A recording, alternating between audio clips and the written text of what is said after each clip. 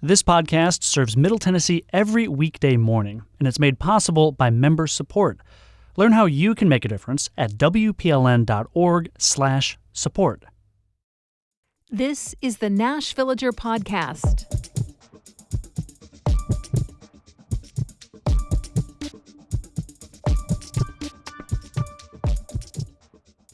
It's September 23rd, 2025. On this day in 1865, Nashvilleian John Overton died. His name is still quite familiar to us now since there's a high school named for him. And in Memphis, the city he helped found, where Overton Park is one of the biggest parks in town. But I suspect he's mostly become one of those once towering figures of the past who few people remember these days, beyond the fact that something totally unrelated has been named for them. You might also know the name of his home, Traveler's Rest, which isn't too far from the high school, without realizing that he had any connection to it. But I tell you, there was a time when Overton was right at the center of all the big stuff happening, not just in Nashville, but in the state as a whole. In the first half of the 19th century, he was one of the wealthiest people in this state. He was the equivalent of a Tennessee Supreme Court justice for a while. He pulled the strings of a major faction in the state legislature. And he had a role to play in one of the biggest soap operas in the state, which ended up spilling over into national politics. See, Overton was a very close friend of Andrew Jackson. Very close. They practiced law together. They were even roommates for a while before either man married. But before that, when he was a law student, Overton rented a room from a man named Louis Robards and his wife, Rachel. And their marriage was an abusive mess. Rachel ended up leaving Robards. The divorce was messy. It was complex. As soon as she thought it was settled, she eloped and remarried, this time to Overton's buddy, Andrew Jackson.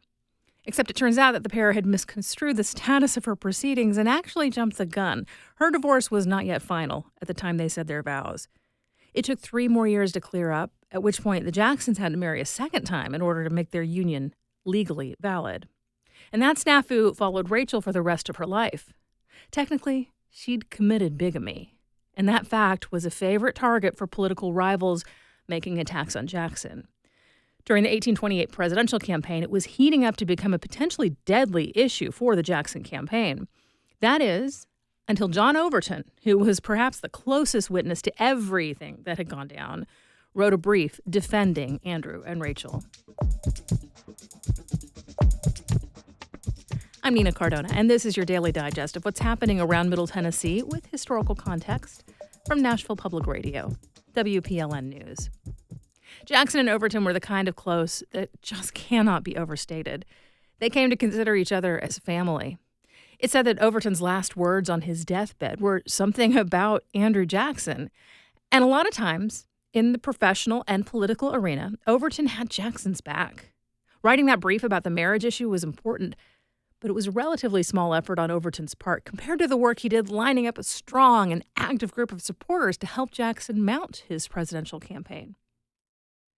But the two didn't always agree. And in fact, one of the central issues of Jackson's time in the White House seems to have been diametrically opposite of Overton's position on the state level about a decade prior. I'm talking about Jackson's dismantling of the National Bank. Now, I'm not going to get into the weeds of 19th century economic policy. Suffice it to say, we don't have a direct equivalent to the central bank today. The one that was in place when Jackson took office was a second draft, for lack of a better term. It played a role in issuing banknotes and, in theory, ensured that America's money had actual value. But it didn't always deliver on that second task. It wasn't closely regulated. Jackson thought it was really bad for the nation. He vetoed a bill to renew the charter, and to this day, we haven't really had that kind of bank again in the U.S.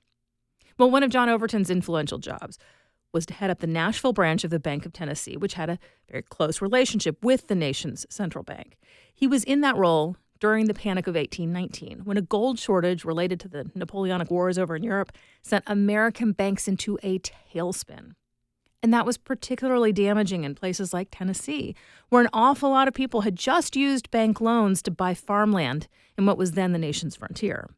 There were runs on the banks, kind of like what happened after the 1929 stock market crash. Mortgages just sort of imploded, similar to what we saw in the 2008 financial crisis, with the added complication that money itself wasn't seen as having its stated value unless it was literal gold. The central bank did not succeed in being a stabilizing force at that time. Quite the opposite. As is so often the case, the people paying the biggest price weren't the bankers who had a hand in making the mess. It was the little guys who'd taken out loans. And up until this point, our legal system had few protections for people in debt. We usually hear about debtors' prisons as something inhumane from Britain and Europe back in the day, but we had them in this country too. The Panic of 1819 is actually what spurred the creation of new laws that shielded folks who found themselves in debt from that kind of fate, to some degree anyway. John Overton opposed those legal changes. They threatened to make things more complicated for the bank that he ran. His political faction, made up of what we would now call the 1%, wanted policies that protected their interests. They operated on the assumption that what was good for the community leaders would ultimately be good for the community as a whole. I guess it was trickle-down economics before there was such a concept. And that spurred an outpouring of political fervor in the lower economic classes, a sort of grassroots movement that this state had never seen before. I mean, to be fair, the state was only a few decades old, so a lot of things were new. But this was one of the first real political sea changes. Now, another friend of Andrew Jackson, William Carroll, had gone bankrupt in the panic. He ran for governor on a platform of reform, especially legal protections for the people whose finances had been destroyed. He won and became a dominant figure in Tennessee politics for quite a while. When I think about those folks that rallied around Carroll, they remind me of the Tennesseans right now, who are buried deep under debt because of flex loans. Now, the mechanism at play is somewhat different. The people today are not suffering because of a banking crisis, but instead because of a predatory form of payday loan that is available in Tennessee and outlawed in many other states. The problem was brought to light through an investigation by the Tennessee Lookout and ProPublica, and last week WPLN's This is Nashville had an hour-long conversation about the flex loan issue, speaking to legislators who tried to head it off. You can find that in the This is Nashville podcast feed. The similarity I see is that in both cases, people engaged with a kind of lending that they believed would be more stable for them than it turned out to be. And in both cases, the state legislature has a role to play in how much financial quicksand might be there to trap people. Back in 1819 and 1820, it was about establishing protections related to debt. In our own era, it's a question of whether or not our legislature will keep protections in place, or instead open the door to bad faith lenders who've designed products so that people in an already desperate situation will end up with massive amounts of interest, making their loans snowball to totals they can never pay off. But either way, the bottom line is this. Are we a state that looks out for the regular people? Or do we adopt policies that mostly benefit the big dogs in hopes that they'll look out for everyone else? In just a few minutes, how White House funding cuts are affecting people with disabilities. That's coming up after the newscast.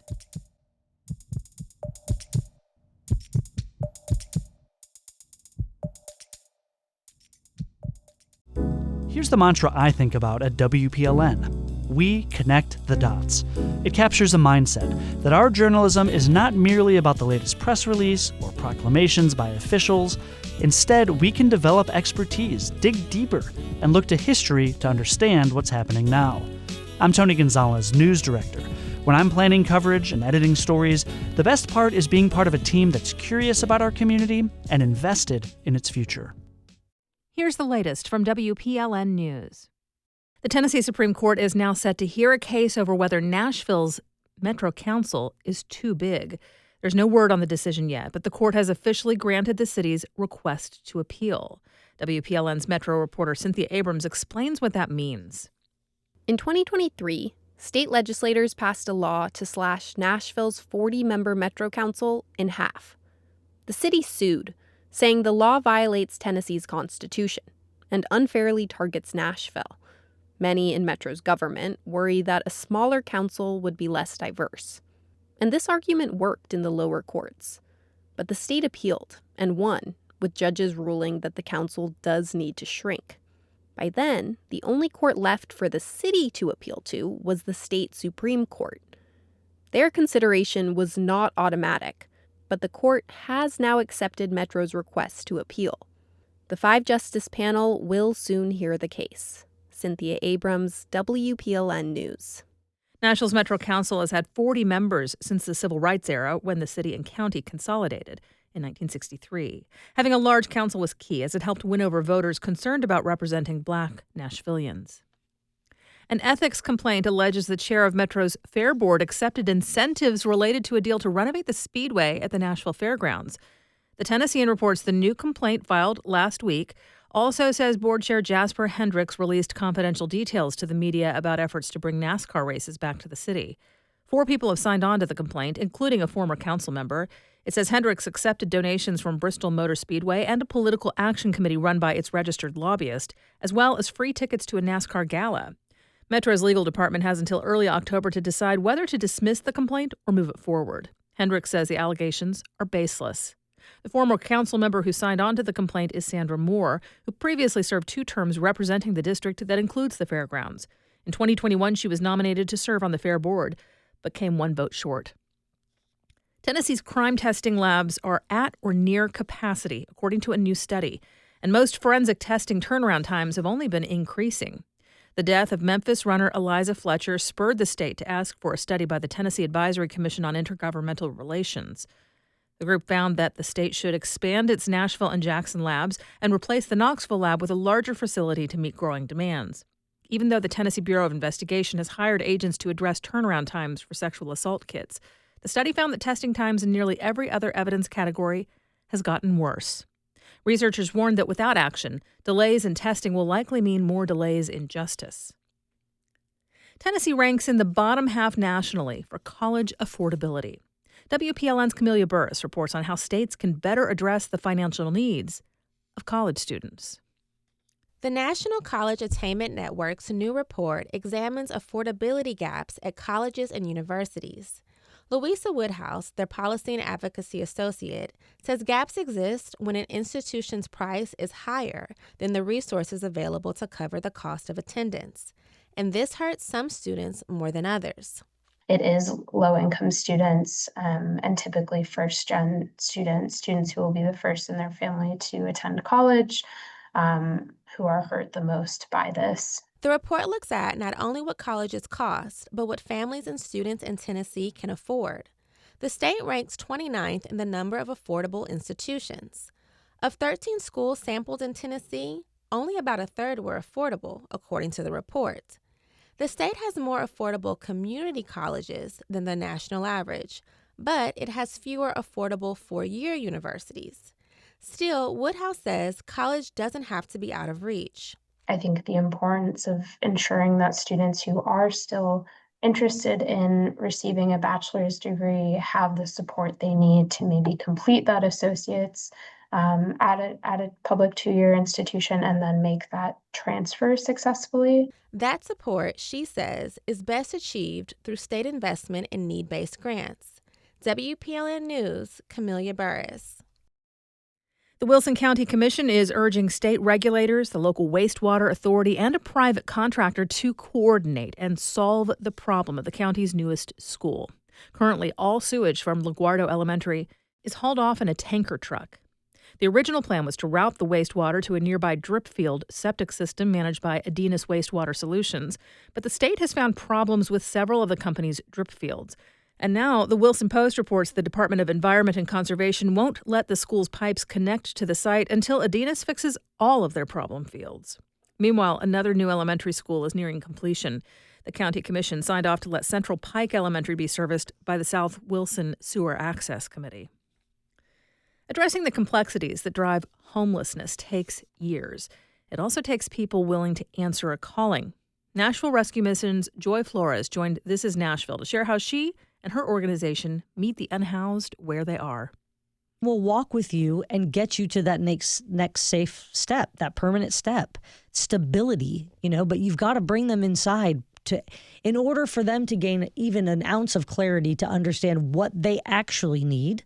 But again, we want to restore dignity. We don't want to have power over. We want to have power with. And so we're allowing our guests to vocalize what they want.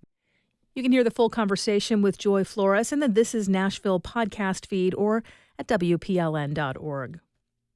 Well, it's official. A $156 million program to help poor Tennessee families afford solar panels is definitely offline. As WPLN previously reported, the money was part of the $7 billion Solar for All program, designed to reach some 900,000 households nationally. It was part of an effort to bring down energy costs under former President Biden's Inflation Reduction Act.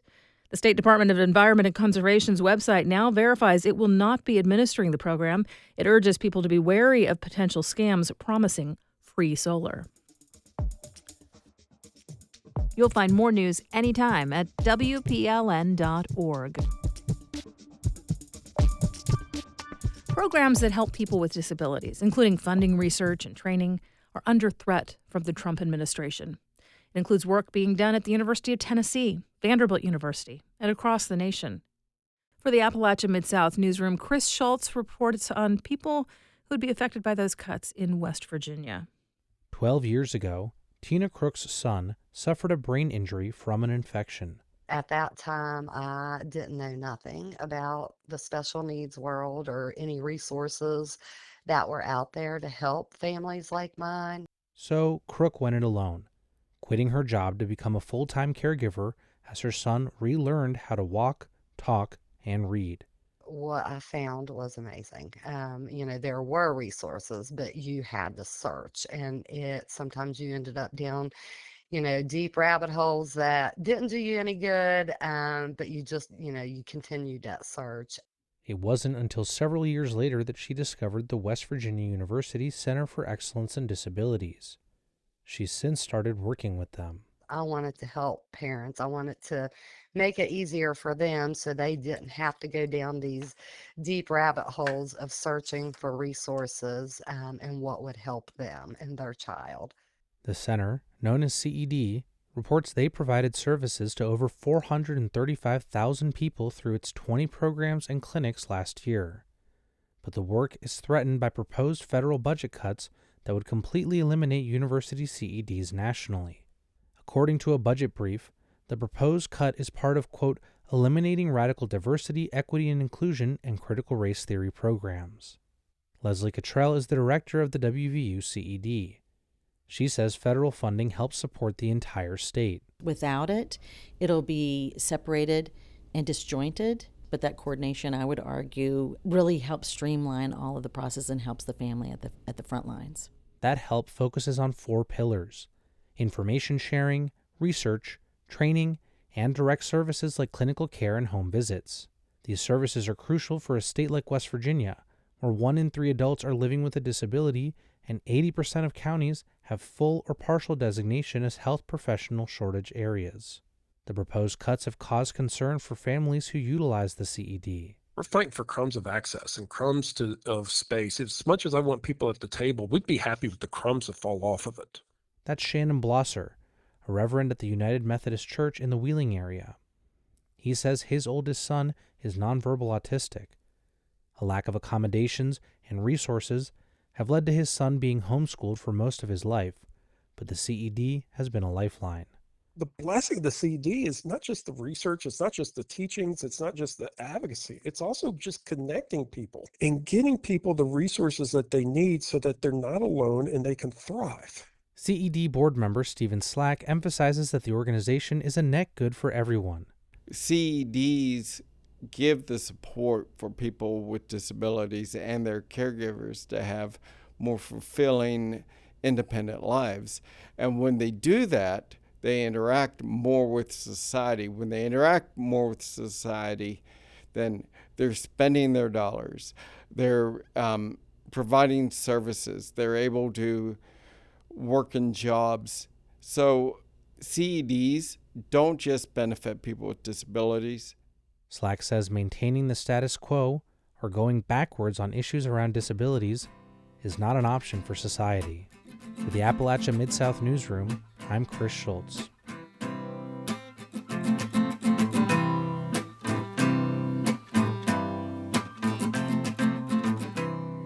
This story was produced as part of the Appalachia Mid-South Newsroom, a collaboration between NPR and several public radio stations in West Virginia, Kentucky, and Tennessee, including WPLN News. And thanks for listening to the Nash Villager podcast. We take this look at Nashville and our region's news every weekday. If you like it, go ahead and subscribe on your favorite podcasting app and tell a friend or give us a mention on your socials. It really helps get the word out.